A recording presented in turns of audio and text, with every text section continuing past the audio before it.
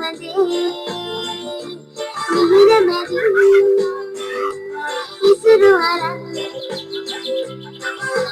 පුංචි පැංචි දන් ආයුබෝවන් සුබ උදෑසනක් වේවා සුබ උදෑසනක් වේවා දනිෂ්ණන්ගේ සුබ උදෑසනක් වේවා කේශක්කේ ඔන්න ඉතින් අදත් අපි සුපුරුදු වෙලාවට කියන්නේ හරියට මිරිදා උදේ 7ට පුංචි යාළුවෝ බලන්න ආස කරන පුංචි පැංචි වැඩසටහනක් අරගෙන ඔයාලගේ ගෙදරට ඇවිල්ලා ඉන්නවා. මේ සතිය අපි ඔයාලට පුරුදුනානේ හරියටම ඉරිදා උදේ 7 වෙද්දී පුංචි පැංචි වැඩසටහනක් අරගෙන සිරසර උපවාසයෙන් අපි ඔයාලා ගෙදරට එනවා කියලා. ඒ පුරුදුනා වගේම අදත් අපි පුංචි පැංචි වැඩසටහන අරගෙන ඔයාලගේ ගෙදරට ඇවිල්ලා ඉන්නේ. දැනුම සතුට විනෝදය මේ හැම දෙයක්ම පිරුණු සෙග්මන්ට් ගොඩකුත් අරගෙන පුංචි පැංචි බලන අපේ පුංචි යාළුවෝ හරිම කැමතිනේ පුංචි පැංචි අපේ කතන්දර ගෙදර බලන්න. මොකද හරි මාමයි බැරි මාමයි හැමදාම යාළුවට ලස්සන කතන්දර අරගෙන එනවනේ. ඉතින් අපි අදත් ඉක්මනටම ගිහිල්ලා හරි මාමගේ බැරි මාමගේ කතන්දරේ මොකද්ද කියලා බලමු. මේ තමයි පුංචි පැංචි කතන්දර ගෙදර.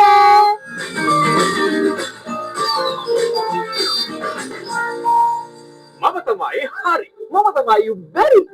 හරි. මට කියන්න බලන්න කැලේ රජා කවුද? ගිය සතිය වෙනකන් මං හිටියේ හැකරලා ඊට වයිද බෙරද ගොළුබෙල්ල. ඒක ගොළුබෙල්ල කොහොමද කැලේ රජා වෙන්නේ? මේ සාමාන්‍ය සරල ප්‍රශ්න නෙවෙයි කැලේ රජා කවුද? ගොළුබෙල්ල. කැලේ රජා සිංහයානේ. කියන්නේ පා. ඕන කෙනෙක් දන්නවා මම බලාගෙන ඉන්න හැමෝම දන්නවා කැලේ රජා සිංහයා කියලා. කවුද සිංහයාද? සිංහයා මට කිව්වේ නෑ එහෙනම්. කොහමද කැලේ රජා සිංහයා? අර කියන්නේ පා. උරු නෙමෙයි ඇත්ත දැන් කැලේ රජා සිංහයානේ. හරිද? කැලේ සිංහයා? ඔව් සිංහයා. අයියා කැලේ රජා සිංහයා. සිංහයා බය එක සතෙක් ඉන්න කවුද? කැලේ රජා සිංහයා සිංහයා බය සතෙක් ඉන්න කවුද? මන් නන් නෙමෙයි. පත්තේ. පත්තේ කොහෙද පත්තේ චූටි සතෙක්නේ. පත්තේට බය සිංහයා. සිංහයා බය නෑ පත්තේට ටග්ගා ටොප් එකල දාන්න පුළුවන්. අංකල් ටොප් එක ගන්න බෑ පත්තේ නෑ. කැලේ රජා බය සිංහයා බය සතෙක් ඉන්න සාමාන්‍ය සතෙක් කවුද? දලඹුව. දලඹුවෙක් නෙමෙයි කැලේ රජා සිංහයා බයයි කුකුලයි. බොරු කියන්නේ බා. මොනවාද බොරු කියන්නේ මේ ළමයි ඉන්නේ? ඔන්නේ මේ එක කාලයක් තිබුණා කැලේ රජා සිංහයා බයයි කුකුලයි. හරි කැලේ රජා සිංහයා කියමු. සිංහයා කොහෙදන්නේ අර කුකුල් ගන්න කුකුලනේ? නැකතර ඉන්නේ කියන්නේ? කුකුල කොහොමද? හරි. වලි කුකුලද ගෙදර ඉන්න කුකුලද? අපි කුකුල මොකක් හරි කුකුල. හරි වලි කුකුලද ගෙදර ඉන්න කුකුලද කියන්නේ? ඒ වලි කුකුලන පොඩ්ඩක් පොර අල්ල නිසා ඌට බයයි කියලා අපි ගමුකෝ ගෙදර ඉන්න කුකුලා. ගෙදර ඉන්න කුකුලට බයයි සිංහයා.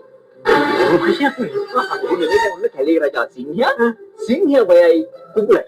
කුකුල කෑ ගහන සද්ද ඇහුණා සිංහයා දුවල කියලා ළඟ ඉන්නේවත් නැහැ. කුකුලවට බයයි සිංහයා කියන්නේ ඔන්න දැන් මේ කාලේ කැලේ රජා සිංහයා බයයි කුකුලට ඔන්න එක දවසක් උදා වුණා. ඒක කොහොමද වෙන්නේ? කුකුල ගන්න බෑ උදානේ. හරි තිබුණු. හරි කුකුල ගෑවගෙන හිටන්නකො. ඔන්න එක දවසක් උදා වුණා. හරි? ඔන්න ඒ දවස් උදා වෙලා සිංහයා උදේම නැගිටලා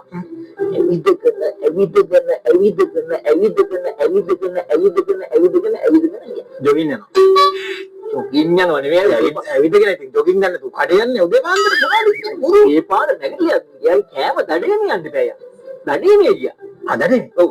තෝක උත්තරගෙන ඇවිදගෙන තුවක්කු මොකටද සිංහට? දඩේම යන්නේ සෝක්ක කර අපි දියාවනවා. ඒ දඩේමේ තුවක්කු කරගෙන ඉන්නේ දඩයක් කාරයෝනේ. මෙයා උදේ පාන්දර නැගිටලා මෙයා ගිහලා දුවගෙන ගිහලා සත්තු අල්ලලා එහෙම නේ සිංහයා. තුවක්කු කරගෙන යන්න ඕනේ නෑනේ. මෙයා ඇවිදගෙන ගියා. යනකොට මෙයාට හම්බුණා ගොවිපළ. හරි. ඉතින් ගොවිපළේ හිටියා පඹේ. පඹේ නෑනේ මේ විතර. පඹේ එක්ක මොකදනේ ගොවිපළේ? ඕන ගොවිපළේ ගාන්න කොහෙද බැලලා පඹේ ඉන්නවා. හරි පඹේ කියලා සිංහයාට පඹේ අදාළ නෑනේ සිංහයා. පඹේ ගතියක් කරන කන්නේ. ඔව් ඒක හරි. සිංහයා දෙක්ක ගොවිපළේ ඉන්නවා. ඕකේන බොරු කතාවක් කියන්නේ කතාවක් නෙවෙයි. සිංහෙක් නොයා කැලේ රජා ලෝක බයලු කුකුලා ගොයිපලේ ඉන්නවලු බූරු කොනෙක් වෙන්නේ නැති. නෑ දැන් අර ගොවි මහත්තයාගේ ගොවි පොලියේ කොනෙක් කිරියා. නේ බූරුවේ කිරියා. බූරුවේ කිරියා. හරිද? ඔන්න සිංහයා දැන් දැක්කාරි. මට හොඳ දඩයමක් තියනවා කියලා හිතලා බූරුව දඩයන් කරන කන්න තමයි හැදෙන්නේ. හිමින්සරේ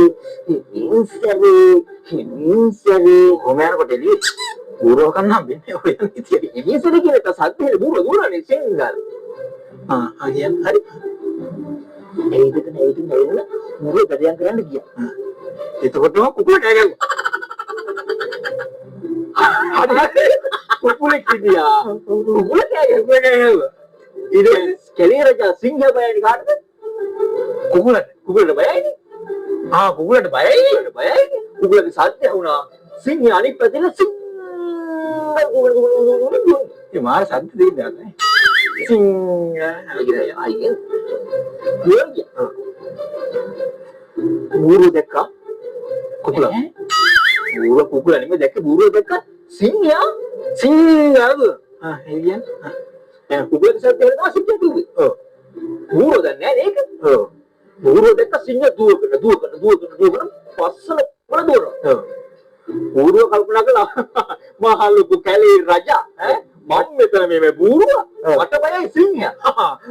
බූරුව හිතුවා බූරුව දිවා සිංහයාට දුවගෙන යනවා. හිතුවලා සිංහයා සද්ද කියලා පිටිපස්සේ.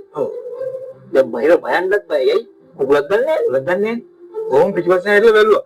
මිනිස්සුනේ බැලුවා. හරිනේ. නැත්ත පිළිවෙල. නැත්තක් මොකටද ඒකට? ඒ පිටිපස්සේ නැත්ත ඉතින් අද සිංහලට කොහොමද නැත්ත තියෙනවනේ. පිටිපස්සේ බලනකොට දැක්කා.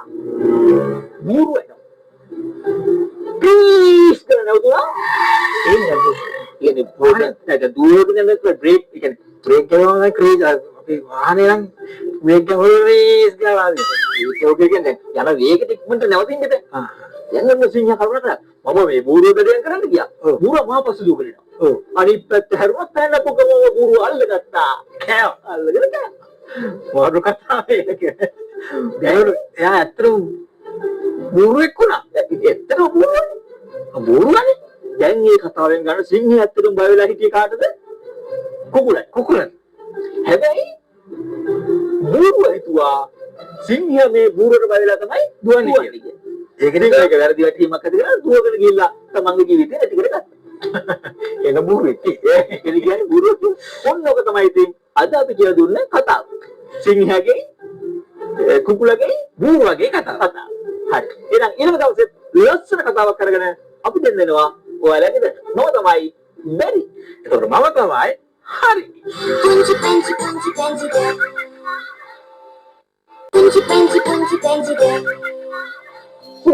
පුංචි ආයමත් හරියටම ලේසියටම චිත්‍ර අඳින විදිය වගේම ගැලපෙන විදියට පාට තෝරගෙන පාට කරන විදිය අදත් අපිට කියලා දෙන්න පුංචි පැංචි ආර්ට් ක්ලාස් එකෙන් අනුරාධ ටීචර් වෙලා ඉන්නවා. එහෙනම් අපි ඉක්මනටම ගිහිල්ලමු.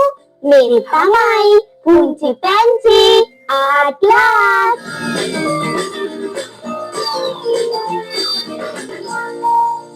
අන්න පුතේ අද අපි අඳින්නේ මල් පෝච්චියක්. මේ මල් පෝච්චියට අපි එකට එකතු කරනවා මල් තුනක්. අපි ඇඳලා බලමු.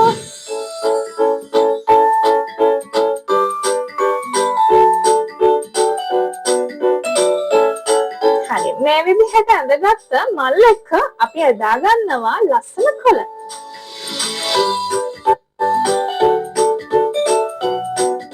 හරි ඊළඟට අපි අඳින්නේ මේ මල් ටික රඳවලා තියෙන පෝච්චියේ කොටස.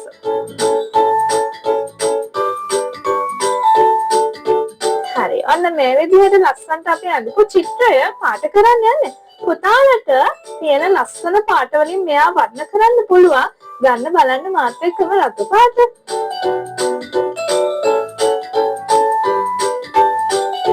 රතු යාළු අරගෙන පිරිසිදු කරලා අපි මේ විදිහට දාමු.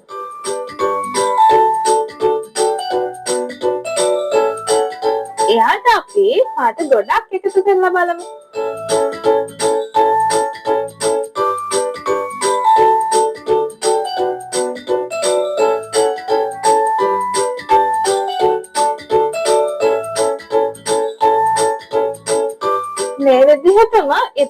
දෙකත් අපි කැමති පාට වලින් තමයි පුතේ පාට කරන්නේ.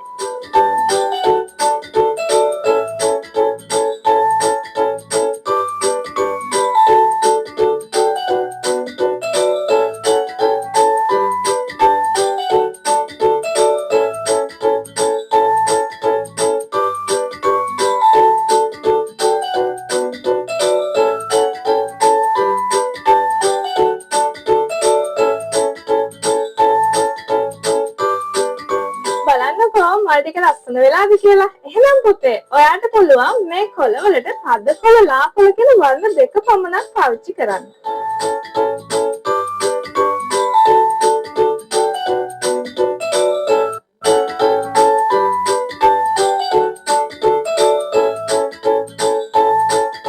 හරි.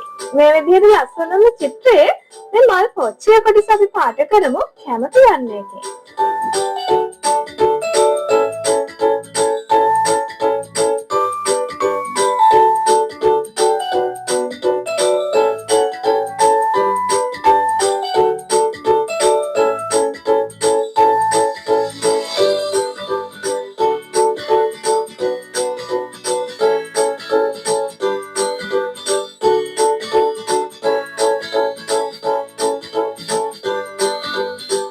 මේ විදිහට අඳපු අපේ චිත්‍රය පුතේ අවට පරිසරය අපි ලස්සන කරමු බෝල හැඩවලින්.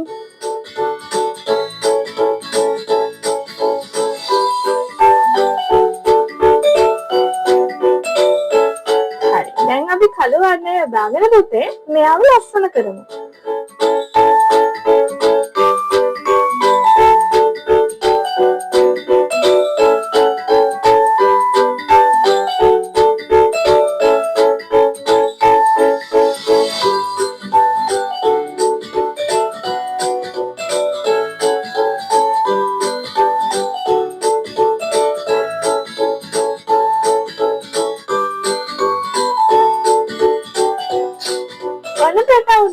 ඔයාලා අදපු ලස්සන මල් පෝච්චියක් මේ වගේම ගොඩක් ලස්සනට ආවද කියලා බලන්න. එහෙනම් ඔයා අදපු ඔය චිත්‍රය අපේ වැඩසටහනේ ඉරිය දිස්සන ලිපිනේදී ඉක්මනින්ම එවන්න ඕනේ. එහෙනම් මේ වගේ ලස්සන චිත්‍ර පාඩමකින් තවත් දවසකින් අපි හමු වෙමු.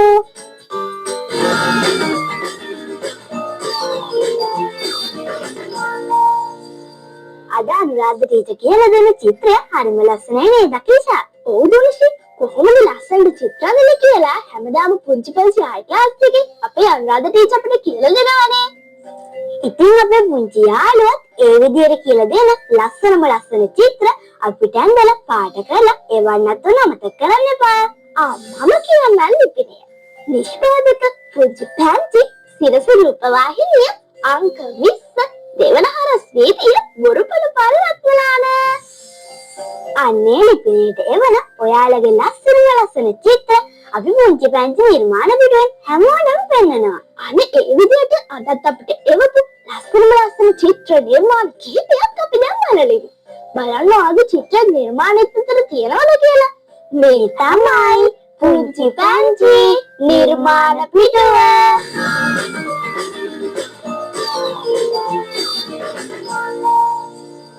ඔන්න පුංචි යාළුවනේ ආර්ට් ක්ලාස් එකේ අපේ අනුරාධ ටීචර් කියලා දුන්න විදිහටම පැලයක් හිටවන හොඳ පපා කියන චිත්‍රය අපේ යාළුව තවත් හැඩ කරලා ඉවලා තියෙනවා.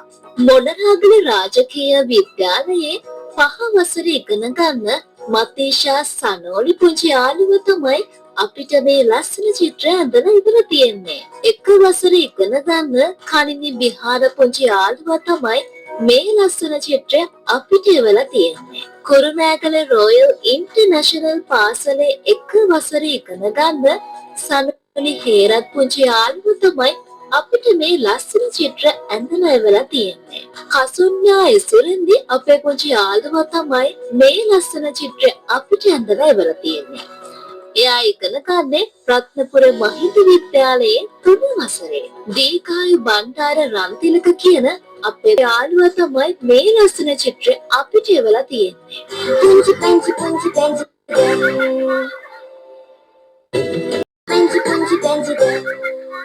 අකීෂා අපි එහෙනම් යමුද? කොහෙද? ඇයි අනේ පුංචි පැංචි වැඩසටහනට අපිට වෙන කාලය මෙතනින් ඉවරයිනේ. ඇයි අනේ උච්චර හදිස්සි යන්න කලින් අපිට තව කොච්චර දේවල් අපේ පුංචි යාළුවන්ට කියන්න. ඒ මොනවද කියලා අහන්නේ. ඇයි අනේ එයාලාගේ ලස්සන චිත්‍ර නිර්මාණ අපිට වන්න ඔය ලිපිනය. ලිපිනය මම මතක් කරන්න. නිෂ්පාදක පුංචි පැංචි සිරස රූපවාහිනිය. අංක 20 දෙවනහර ශ්‍රීවිය බොරුපන පාර රත්මලාන. එහෙනම් අපි අදට පුංචි පැංචි වැඩසටහනින් සමුගෙන යනවා. ලබන සතියේ හරියටම ඉරිදා උදේ 7ට පුංචි පැංචි වැඩසටහනත් අරගෙන සිරස රූපවාහිනියෙන් අපි ඔයාලව මුණ ගැහෙනවා. අපේ පුංචි යාළුවෝ අද දවසේ සතුටින් ගත කරන්න, හොඳට ඉගෙන ගන්න, විනෝදයෙන් ඉන්න. අදට අපි යනවා. ලබන සතියේ ආපහු එනවා. බයි. පුංචි පැංචි